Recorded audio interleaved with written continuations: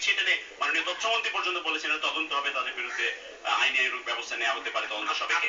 কিন্তু বলে আমার সম্পর্কে একটু অন্যায় মন্তব্য, আমি বিএনপির আদর্শ আমার সম্পর্কে প্রকাশ্য অন্যায় মন্তব্য করেছে, এটা অন্যায় মন্তব্য শুধু টেলিভিশনে বলেও নাই, টেলিভিশনে অনেক অনুষ্ঠানে আমি বলি, টেলিভিশনে অনেক অনুষ্ঠানে আওয়ামী লীগের অনেক ভালো কাজের আমি প্রশংসা করেছি। কাজে এই যে করলেন এটা অত্যন্ত অন্যায় মন্তব্য।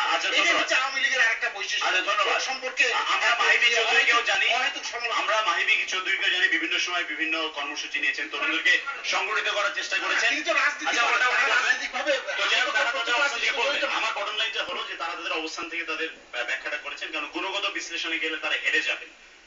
এই হারার ঝুঁকিটুকু দায়িত্ব না নিতে পেরে ওনারা এটাকে বিতর্কের মধ্যে রাখছেন যে কেন এটাকে প্রকাশ করা হলো।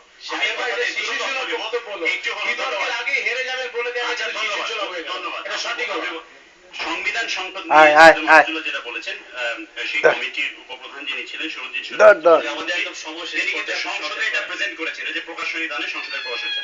আর জঙ্গিবাদ নিয়ে যে কথাটি বলার চেষ্টা করেছেন আহমদ আজম খান, উইকিলিক্সে ফাঁস হয়ে যাওয়া তথ্যে জেমস মুরিয়াটি কিন্তু তারেক রহমানকে জঙ্গিবাদের পরপুত্র আখ্যায়িত করেছিলেন। এটা এস্টাবলিশড ফ্যাক্ট। সেই জায়গাতে তারা সরে এসছেন, ভবিষ্যৎ বলে সরে এসছেন কিনা, কিন্তু এখনো পর্যন্ত অ্যাজ ইট স্ট্যান্ডস আমরা